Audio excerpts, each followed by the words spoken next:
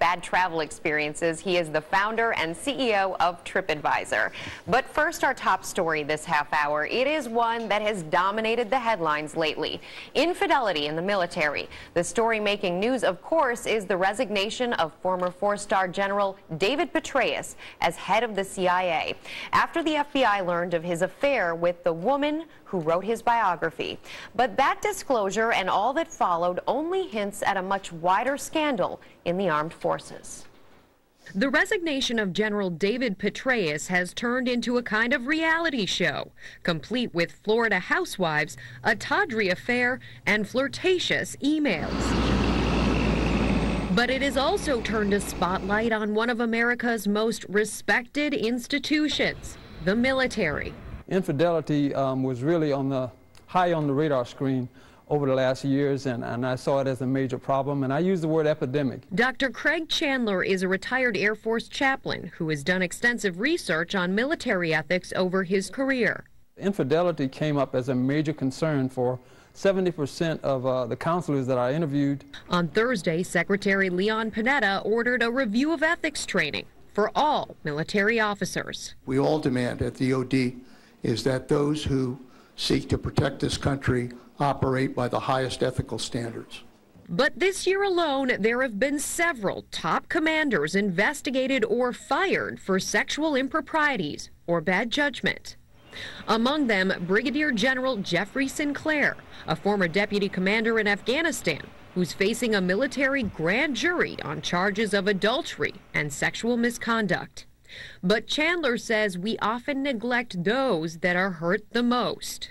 The painful looks on the spouse's faces, the cries, the tears, the repeated suffering, and it's long-lasting. And joining us now are two women who know all about the challenges of family life in the military. J.C. Eckert is an Air Force kid who became a Navy wife and an Army mom. She's also the spouse editor of Military.com and the author of The Homefront Club.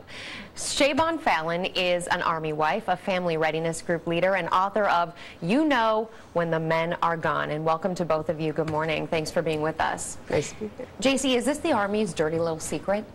Not at all. Military families are just like civilian families when it comes to infidelity. We estimate that about a third of all families are blighted by infidelity. And so you've got to remember, 2/3 of the family are not. How did you react to this? I mean, this is part of your community in essence, and now we're looking at something that's happening at the very top among people who are supposed to be models.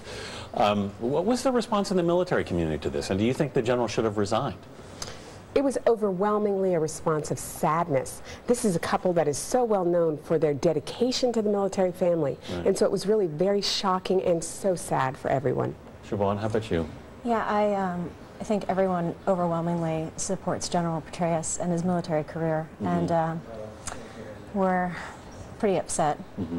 But I think he was acting as a retired general, and it's sort of something to keep in mind that he was no longer in uniform when he's spoken about that when he committed or had the extramarital affair, he was acting as the director of the CIA. Right. So that's a little bit of a relief too. Do you get the impression at all that anyone within the Army is using rank as power within personal relationships, Siobhan? I don't at all, and my experience in the military has always been that our chain of command and our leaders have been chosen as leaders because they're really upstanding men and women and make great decisions and are worthy of leading our soldiers into battle and making life and death decisions. And I've seen incredible marriages at every level in the military. But at the same time, and I know, JC, you've talked about this, that I mean, you're dealing with relationships that have to be maintained often over the telephone because the men are away for long periods of time, right? I think it's important to remember that in a military family, fidelity is not a feeling. Fidelity is a set of behaviors that you learn over time, and they need to change. The ones that you needed when you were younger are very different than the ones that you need when you're in your 40s. Do you get the impression that the military is in favor of being aware of those issues and pursuing it further? I mean, we heard from Leon Panetta this week that he's doing an entire ethics investigation.